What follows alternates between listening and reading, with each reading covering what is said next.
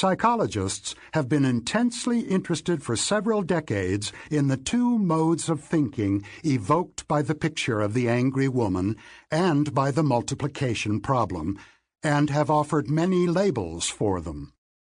I adopt terms originally proposed by the psychologists Keith Stanovich and Richard West, and will refer to two systems in the mind, System 1 and System 2.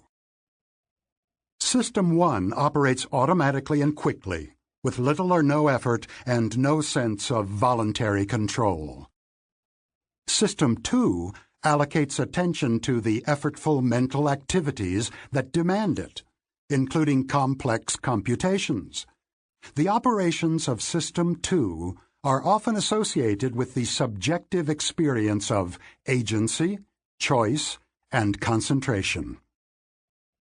The labels of System 1 and System 2 are widely used in psychology, but I go further than most in this book, which you can read as a psychodrama with two characters. When we think of ourselves, we identify with System 2, the conscious, reasoning self that has beliefs, makes choices, and decides what to think about and what to do. Although System 2 believes itself to be where the action is, the automatic System 1 is the hero of the book. I describe System 1 as effortlessly originating impressions and feelings that are the main sources of the explicit beliefs and deliberate choices of System 2.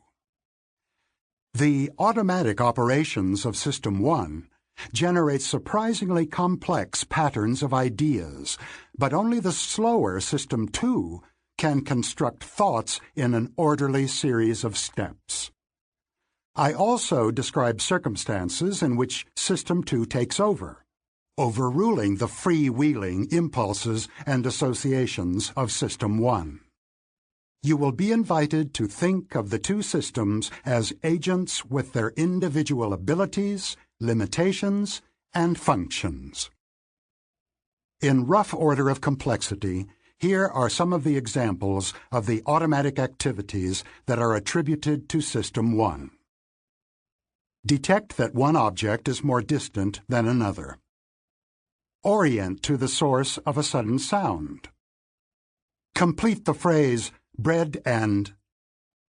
Make a disgust face when shown a horrible picture. Detect hostility in a voice.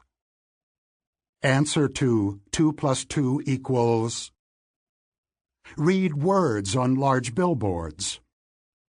Drive a car on an empty road. Find a strong move in chess, if you are a chess master. Understand simple sentences. Recognize that a meek and tidy soul with a passion for detail resembles an occupational stereotype. All these mental events belong with the angry woman. They occur automatically and require little or no effort. The capabilities of System 1 include innate skills that we share with other animals. We are born prepared to perceive the world around us, recognize objects, orient attention, avoid losses, and fear spiders. Other mental activities become fast and automatic through prolonged practice. System 1 has learned associations between ideas, the capital of France.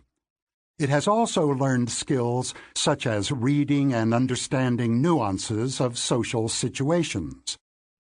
Some skills, such as finding strong chess moves, are acquired only by specialized experts. Others are widely shared.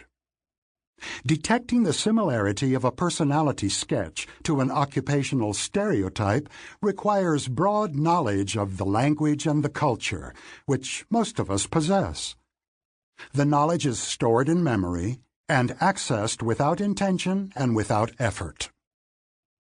Several of the mental actions in the list are completely involuntary. You cannot refrain from understanding simple sentences in your own language or from orienting to a loud, unexpected sound Nor can you prevent yourself from knowing that 2 plus 2 equals 4, or from thinking of Paris when the capital of France is mentioned. Other activities, such as chewing, are susceptible to voluntary control, but normally run on automatic pilot. The control of attention is shared by the two systems. Orienting to a loud sound is normally an involuntary operation of System 1, which immediately mobilizes the voluntary attention of System 2. You may be able to resist turning toward the source of a loud and defensive comment at a crowded party, but even if your head does not move, your attention is initially directed to it, at least for a while. However, attention can be moved away from an unwanted focus primarily by focusing intently on another target.